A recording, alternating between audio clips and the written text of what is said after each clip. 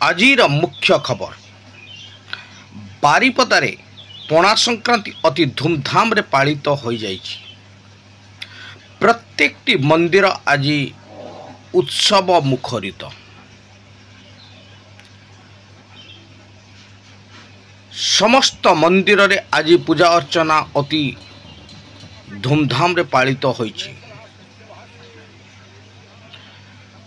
ବାରିପଦାର 17 ନମ୍ବର ୱାର୍ଡର ଶାନ୍ତି କଲୋନୀରୁ ଏକ ବିଶାଳ ଘଟ ଉତ୍ତୋଳନକାରୀ ଦଳ ଚିପଟ ନଦୀକୁ ଯାଇଥିଲେ। ଚିପଟ ନଦୀରୁ ପାଖାପାଖି 100ରୁ ଅଧିକ ଘଟ ଉତ୍ତୋଳନ କରି ପୁନର୍ବାର 17 ନମ୍ବର ୱାର୍ଡ ଶାନ୍ତି କଲୋନୀକୁ ପ୍ରତ୍ୟାବର୍ତ୍ତନ କରିଥିଲେ।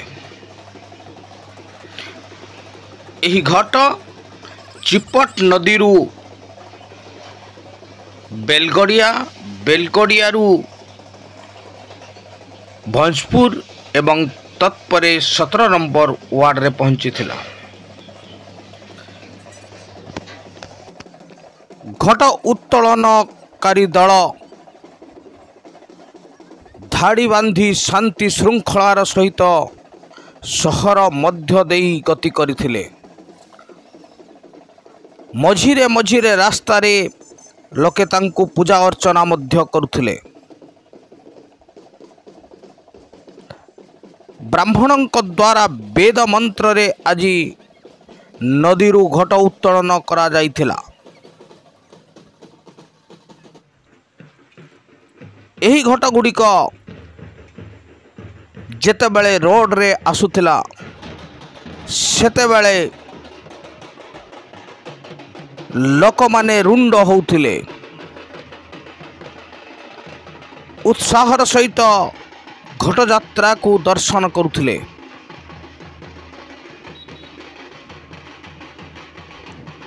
ଘଟ ସନ୍ଧ୍ୟା ପରେ ଆସିଯାଇ ଶାନ୍ତି କଲୋନୀରେ ପହଞ୍ଚିଥିଲା। ତତ୍ପରେ ଘଟ ଉତ୍ତୋଳନକାରୀଙ୍କର ପଦ ପ୍ରକ୍ଷାଳନ ପରେ ସେମାନଙ୍କୁ ପୂଜା କରି ଭିତରକୁ ଛଡ଼ା ଯାଇଥିଲା। ଭିତରେ ମୁଖ୍ୟ ଘଟ ସହିତ ଅନ୍ୟାନ୍ୟ କଳସ ଗୁଡ଼ିକ ସଜ୍ଜା ହୋଇଥିଲା।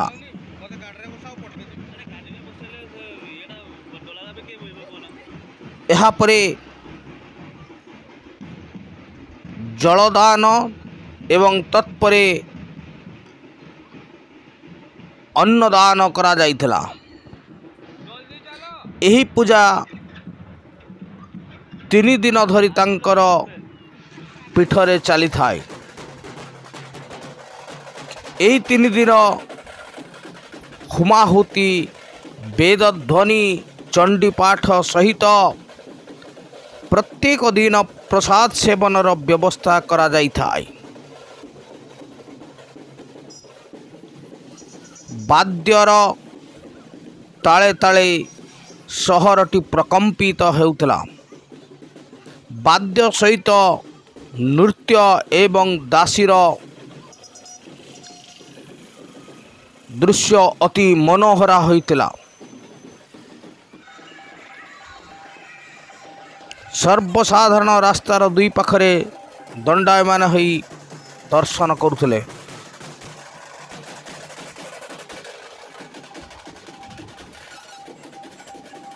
ଅତି ଦୀର୍ଘ ଧାଡ଼ି ଅତି ଶାନ୍ତି ଶୃଙ୍ଖଳାର ସହିତ ସହର ମଧ୍ୟ ଦେଇ ଗତି କରୁଥିଲା। ଏହାକୁ ପୋଲିସ ପ୍ରଶାସନ ମଧ୍ୟ ସାହାଯ୍ୟ କରୁଥିଲେ।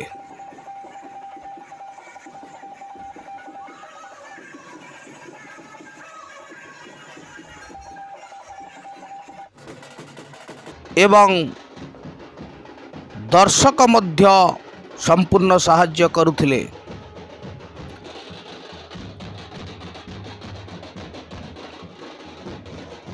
ବାରିପଦା ପ୍ରତିନିଧିଙ୍କ ରିପୋର୍ଟ।